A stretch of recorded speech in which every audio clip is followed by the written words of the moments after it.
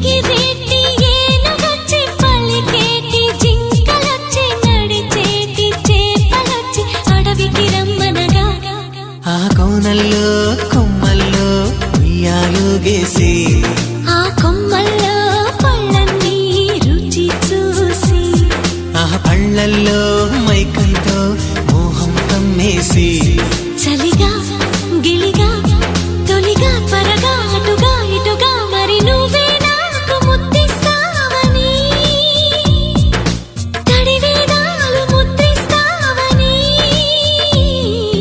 నమ్మడానికి ఎంత బాగుందో నీకోసం రెక్కల గుర్రం ఎక్కి వస్తానని